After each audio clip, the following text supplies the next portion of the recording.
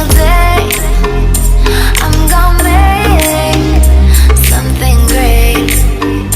That's my way. So hello everyone, कैसे हैं आप सब? आई होप आप सभी अच्छे होंगे। स्वागत है आपका आपके YouTube channel spoken English with yes में। और आज के क्लास में आप जानने वाले हैं कुछ सेंटेंसेस के बारे में जो कन्वे करते हैं कुछ ऑर्डर्स और कमांड। तो चलिए स्टार्ट करते हैं आज का क्लास और जानते हैं उन सेंटेंसेस के बारे में। तो जैसा कि आज का हमारा टॉपिक है about some sentences conveying order और कमांड। कुछ ऐसे सेंटेंस जो कन्वे करते हैं ऑर्डर और कमांड को, मतलब कुछ ऐसे सेंटेंस जो किसी व्यक्ति को जब कोई ऑर्डर दिया जाता है, कोई कमांड दिया जाता है, तो वहां पे हम यूज कर सकते हैं। तो चलिए स्टार्ट करते हैं और जानते हैं उन सेंटेंसेस के बारे में।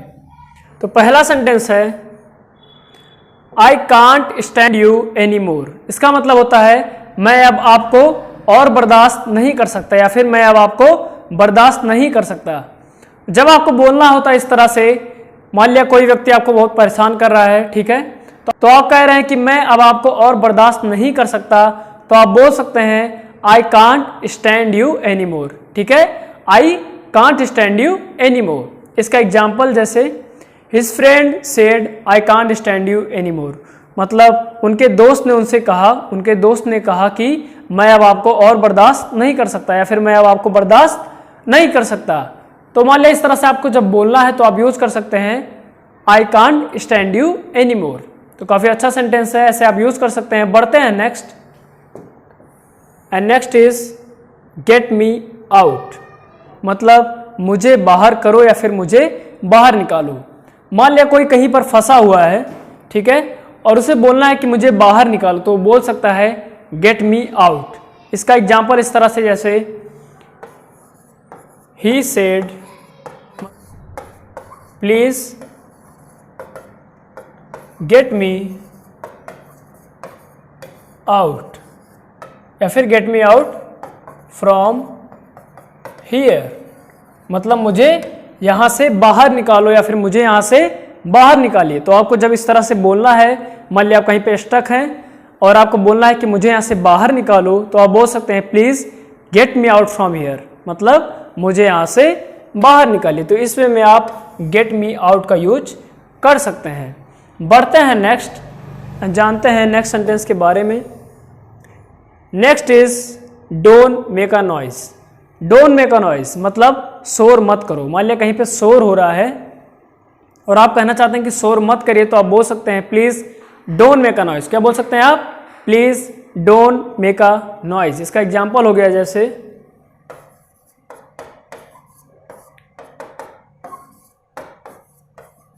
टीचर सेड, मतलब टीचर ने कहा, teacher said don't make a noise, don't make a noise, मतलब टीचर ने कहा कि शोर मत करिए, आवाज मत करिए। तो इस तरह से आप बोल सकते हैं। मान लिया आपको बोलना है बच्चे शरारत कर रहे हैं, आपको बोलना है कि आवाज मत करो या फिर मत करिए, तो आप बोल सकते हैं डोंट मेक अ नॉइज। क्या बोलेंगे आप? Don't make a noise.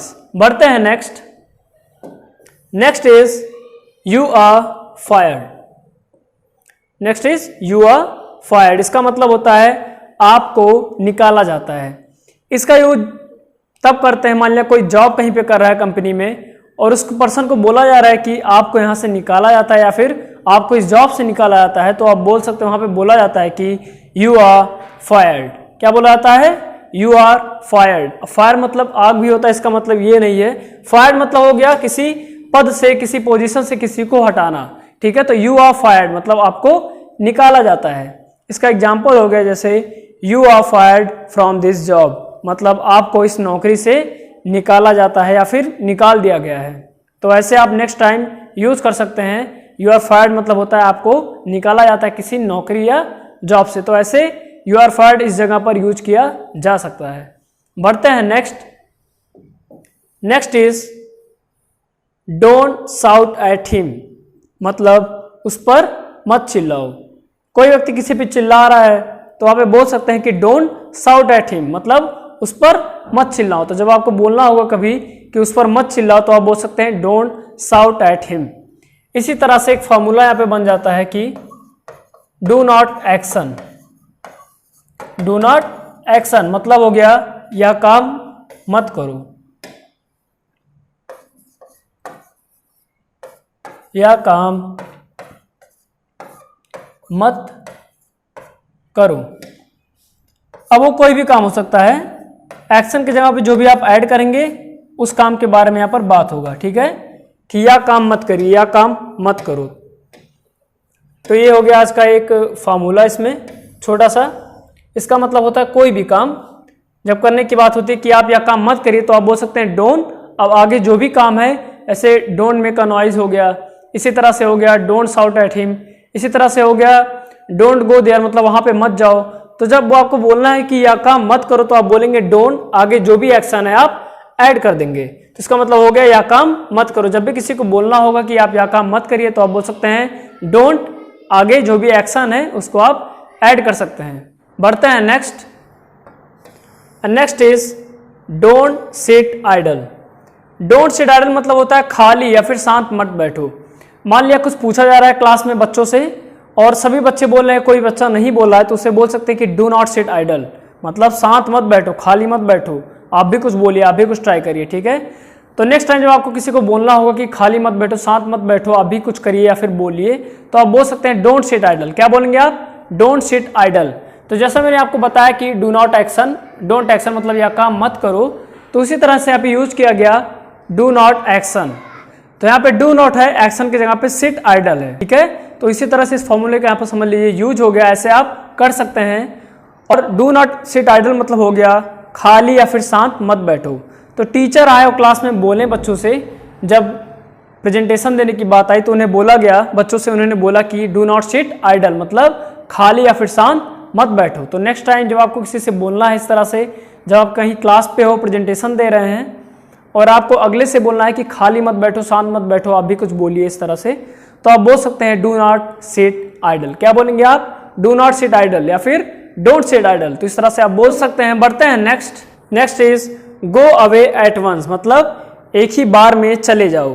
तो मान लिया कभी किसी को बोलना होता है कि एक ही बार में यह काम करिए, तो आप बोल सकते हैं एट वंस, लास्ट में आप ऐड करते हैं एट वंस मतलब एक ही बार में। जैसे गो अवे एट वंस एक ही बार में चले जाओ।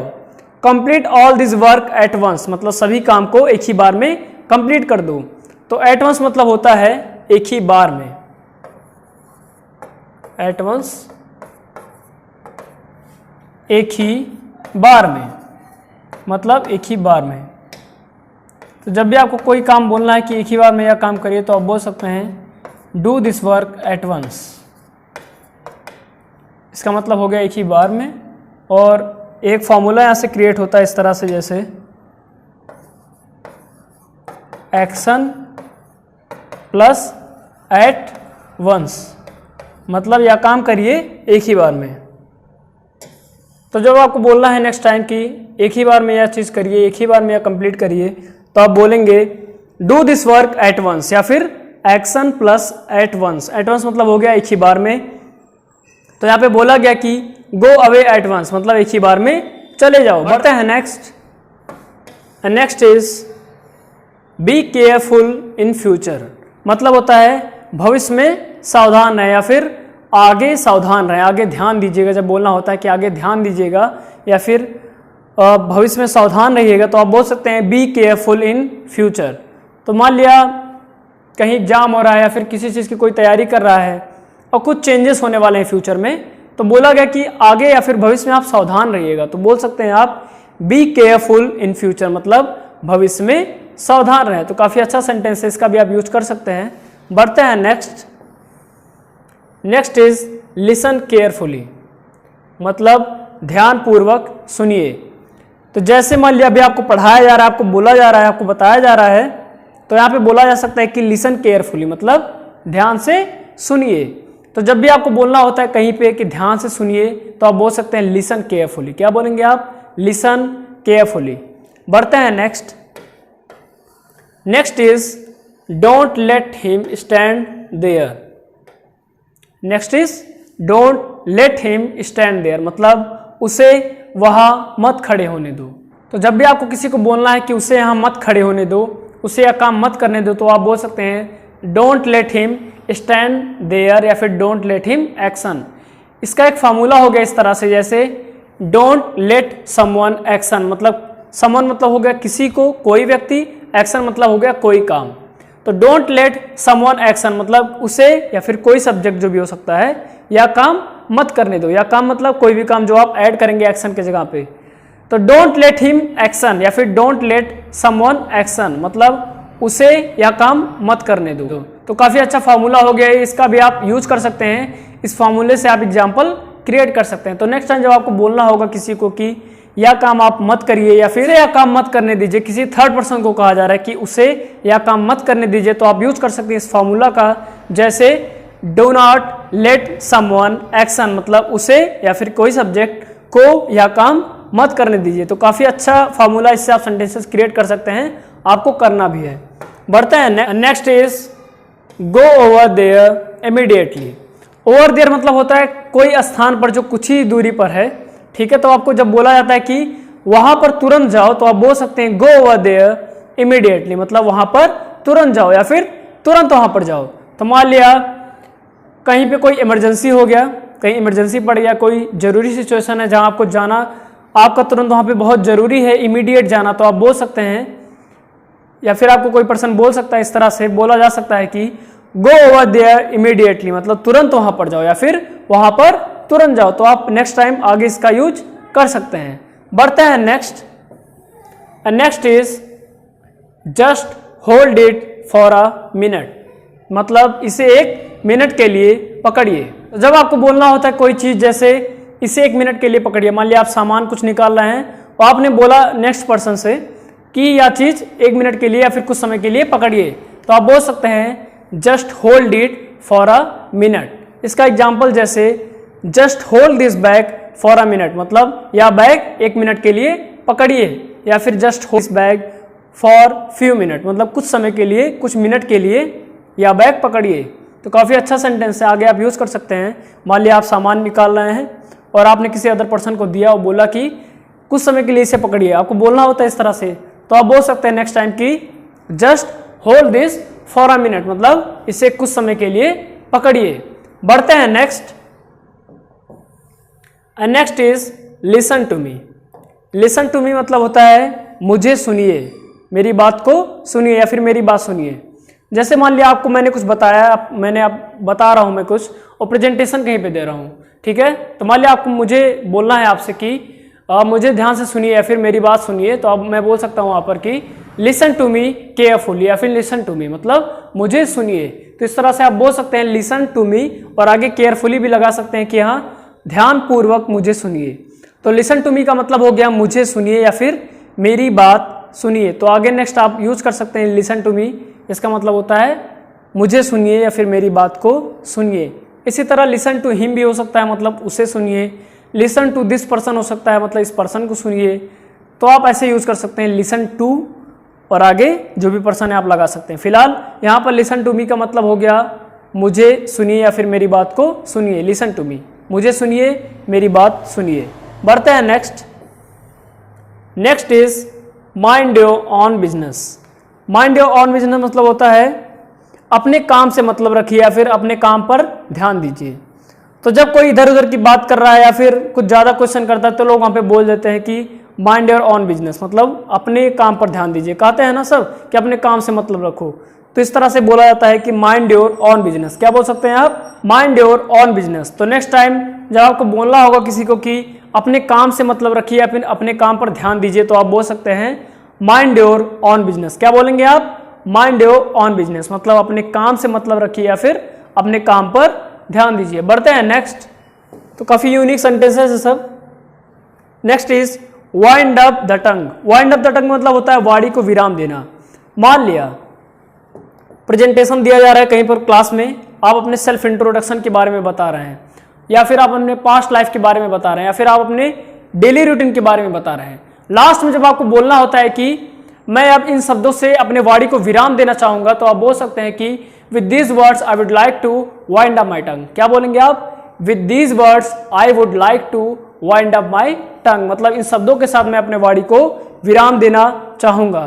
तो काफी यूनिक सेंटेंस है, यूज आप काफी बेहतरीन तरीके से कर सकते हैं। जब आपको प्रेजेंटेशन देना हो और अगर आपने बोला कि I would like to wind up my tongue with these words, तो काफ़ी ये ब्यूटी एड ऑन करेगा आपके प्रेजेंटेशन में, ठीक है। तो आप नेक्स्ट टाइम आप बोल सकते हैं कि wind up my tongue, wind up the tongue मतलब वाणी को विराम देना। तो नेक्स्ट टाइम आप बोल सकते हैं कि with these words I would like to wind up my tongue, मतलब इन शब्दों के साथ मैं अपने वाणी को विराम देना चाहूंगा। तो काफ़ी यूनिक सेंटेंस है, इसका आप जरूर इस्तेमाल करिएगा।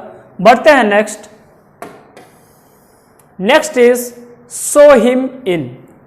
सो हिम इन इसका यूज तब होता है जब किसी को किसी जगह का रास्ता दिखाना होता है, और रास्ता इस तरह से नहीं कि आप गूगल मैप खोल के रास्ता दिखा दिए, नहीं, ऐसा नहीं। रास्ता इस तरह से आप खुद गए उस व्यक्ति को वहां तक पहुंचाते हैं, ठीक है। जैसे कहा जाता है ना, कोई गेस्ट कहीं पर आता है होटल में, तो लोग कहते हैं कि उसे या फिर इस व्यक्ति को इस जगह पर पहुंचाइए, या फिर उन्हें इस रूम का रास्ता दिखाइए, या फिर ये रूम जाके उन्हें दिखा दीजिए, बोलते हैं ना ऐसा। तो ऐसा आप यूज कर सकते हैं कि show him in the way to classroom, मतलब उसे या फिर उन्हें क्लासरूम का रास्ता दिखाइए। तो कोई व्यक्ति यहाँ से पहुंचा के किसी पर्सन को वहां तक पहुंचा सकता है, उस प्लेस तक, तो आप बोल सकते हैं वहां पर सो हिम इन का यूज कर सकते हैं। जैसे show him in the way to classroom, मतलब उन्हें क्लासरूम में जाने का रास्ता शो करिए, दिखाइए। तो काफ़ी अच्छा सेंटेंस है ये भी, सो हिम इन।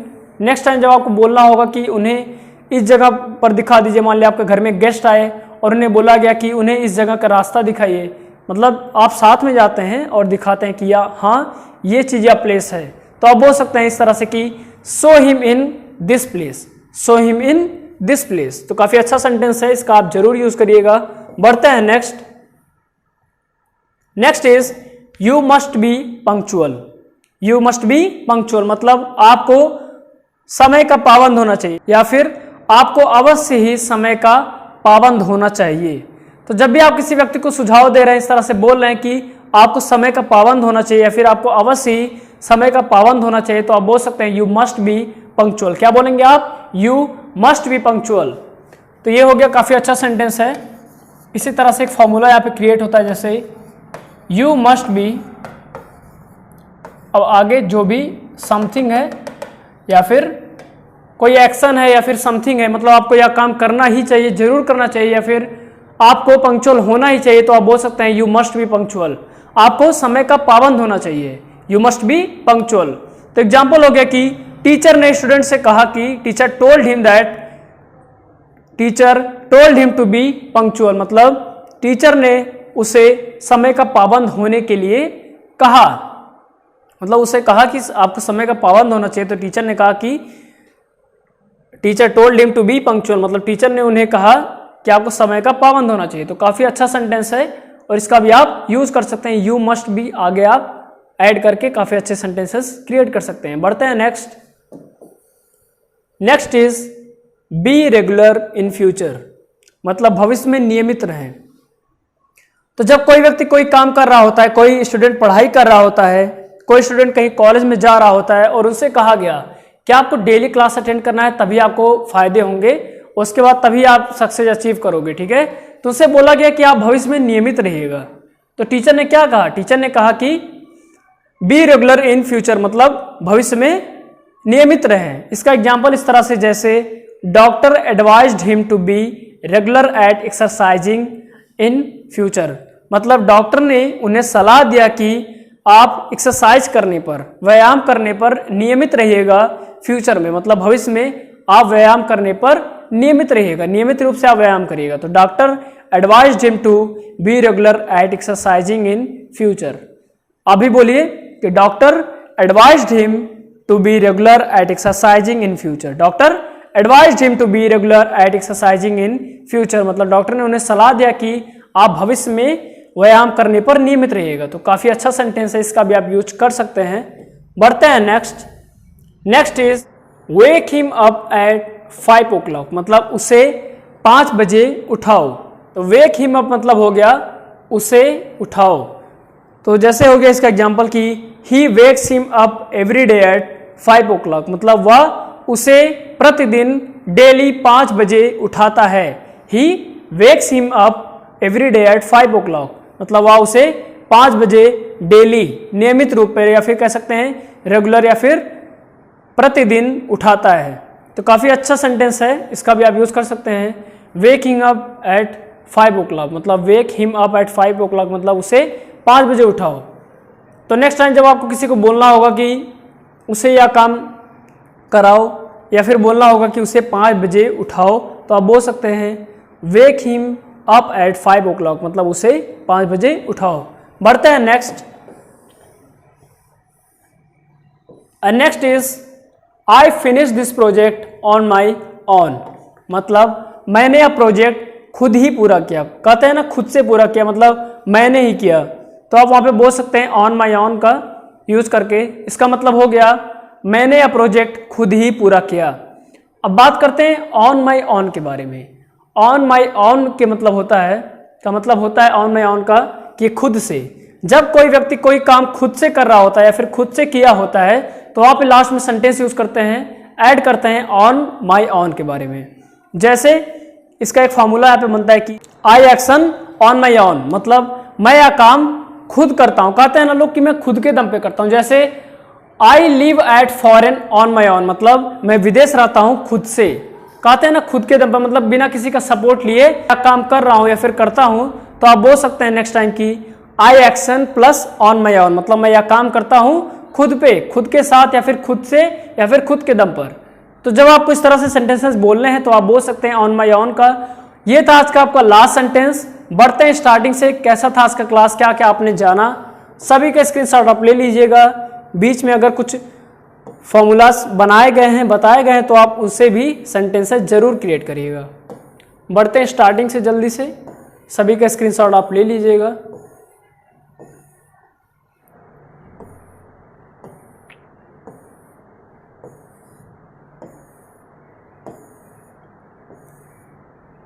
और ये आ गए हम स्टार्टिंग से।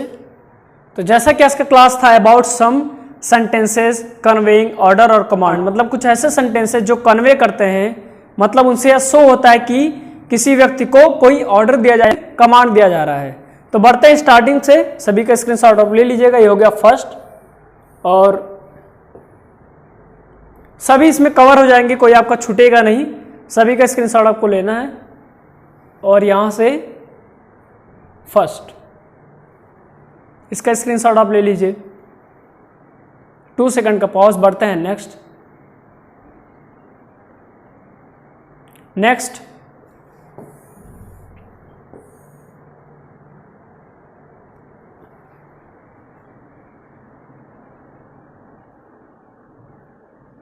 बढ़ते हैं नेक्स्ट।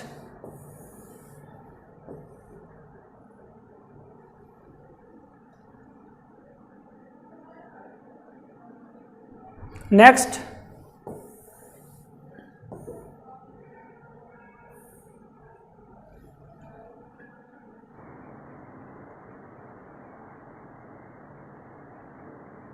बढ़ते हैं नेक्स्ट।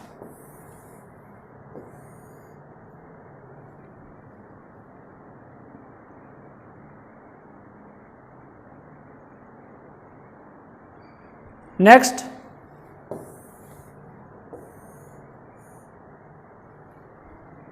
ये फॉर्मूला जरूर लिखिएगा आप, और इसका यूज आप कर सकते हैं काफ़ी अच्छे वेज में।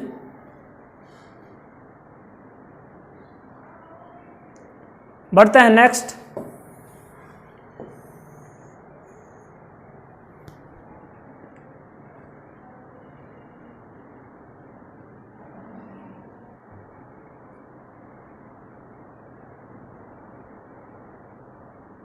बढ़ते हैं नेक्स्ट।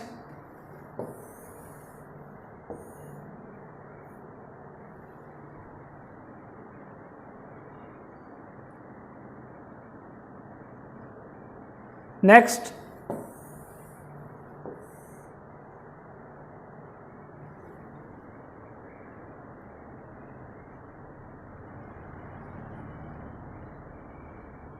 नेक्स्ट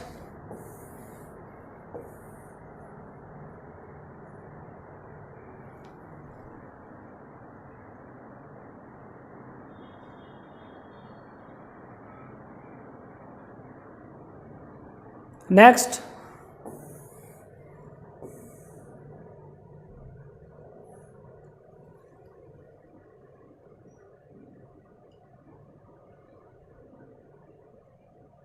नेक्स्ट,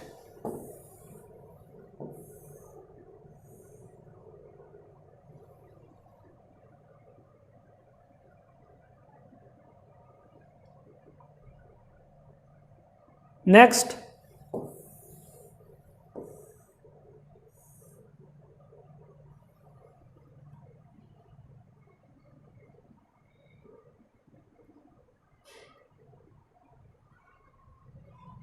बढ़ते हैं नेक्स्ट, और ये हो गया लास्ट ऑन में ऑन के बारे में। इसका भी स्क्रीनशॉट आप ले लीजिए। तो आज के क्लास में आपने जाना कुछ ऐसे सेंटेंसेस के बारे में जो कन्वे करते हैं ऑर्डर या फिर कमांड को, मतलब ये शो करते हैं कोई ऑर्डर या फिर कमांड को, मतलब इन सेंटेंसेस से किसी को ऑर्डर या फिर कमांड दिया जाता है। तो ऐसे आप सेंटेंसेस यूज कर सकते हैं। बीच में जैसे इस तरह से आपको फार्मूलाज बताए गए, वैसे कुछ और फार्मूलाज हैं बीच में जैसे आपने जाना, तो उनका भी आप यूज करिएगा, उससे आप एग्जाम्पल्स क्रिएट करिएगा। आई होप आज का क्लास आपको समझ में आया होगा। जितना सब आपको बताया गया है सेंटेंसेस के बारे में, उसको आप डेली लाइफ में अपने यूज करिए, प्रैक्टिस करिए। Till then keep reading, keep writing, keep listening and keep speaking English. Every single day